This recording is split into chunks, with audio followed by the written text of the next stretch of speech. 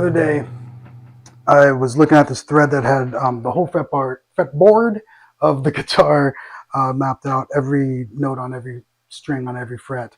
And it said, how can I memorize the fretboard? And my response that I wanted to write was, don't memorize the fretboard. Fretboard is harder to say than I thought it would be. Learn the fretboard, but I didn't really have an alternative at the time. So I came up with this exercise that I'm calling Octave Mapping. I'm really excited about it.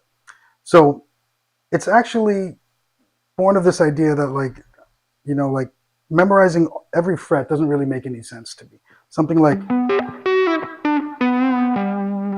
is basically G major.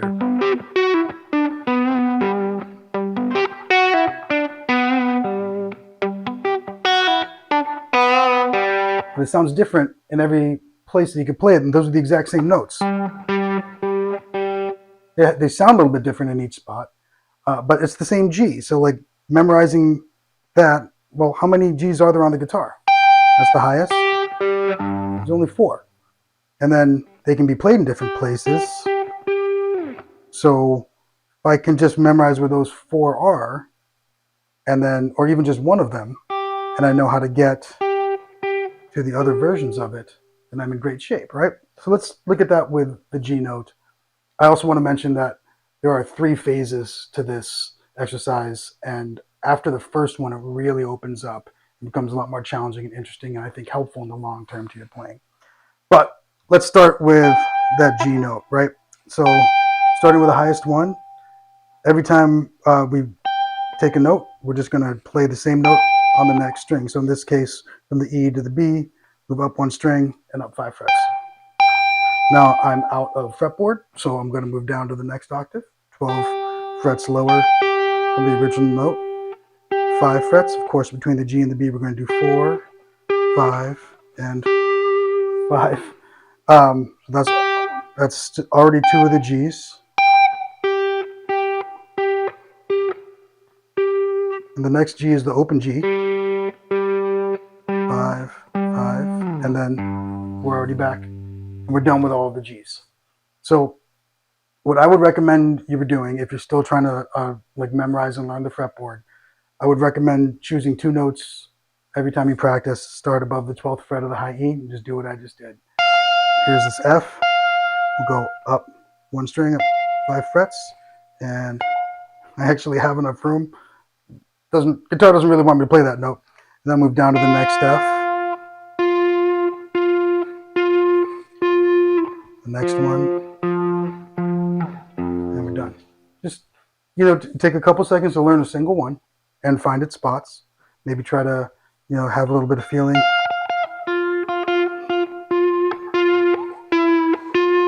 Well, that's a hard one to get to on this guitar. Yeah, just play around with it for a little bit and then learn the song that you're learning, do the other things that you're learning at the same time, come back to it. I think the cumulative effect of doing this every day is going to help. So that's phase 1. Phase 2 has 2 parts. I'm going to call them 2A and 2B. And they're specifically made or designed for different purposes. 2A is designed to help you kind of just continue to use more of the instrument. It uses natural harmonics. If you haven't watched my video on natural harmonics, check that out. If 2A feels weird or uncomfortable for you, I think that'll help a lot. And then 2B is going to introduce, don't freak out, just a little bit of music theory, just a triad, a B minor triad. So let's take a look at 2A. So I'm going to choose a note here. We'll go with A.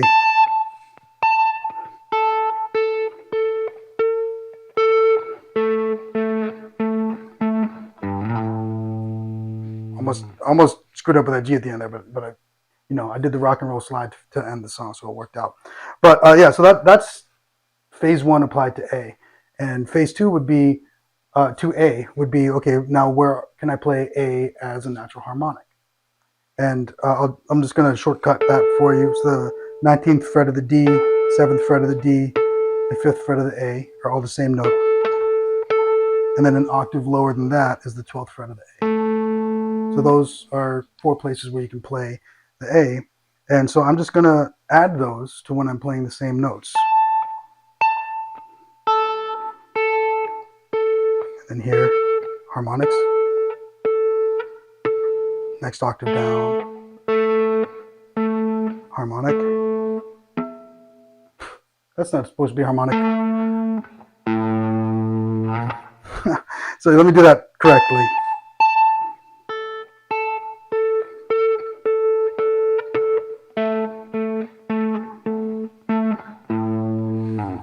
Once that starts to make sense, you'll also have a bit of a map built of like what notes you can play as natural harmonics, which is a huge help to my world and my playing.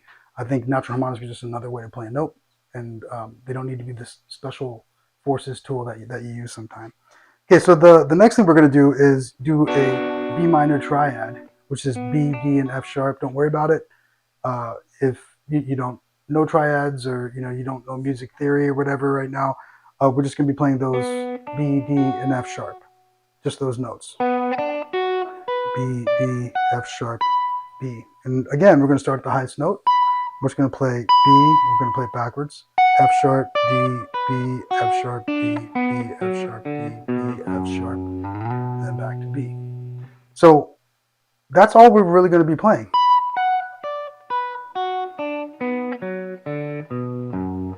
But you guessed it, we're going to be playing each of those notes in every place where they can be played. So B, F sharp, D, B, F sharp, D, B. Oh, I missed the open string. F sharp, D, B, F sharp, and then back to the root.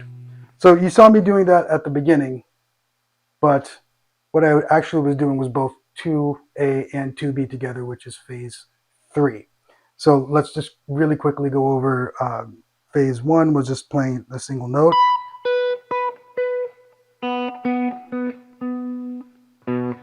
Those are all the B's. And then phase 2A was adding the natural harmonics, which I didn't do with B, but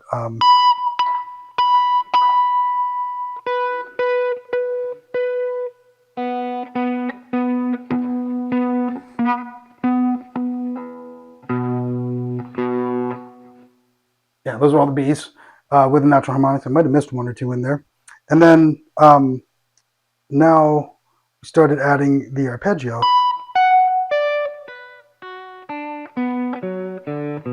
So we're not just playing B notes, we're playing those other notes. We're going to introduce those with the natural harmonics too. Ooh.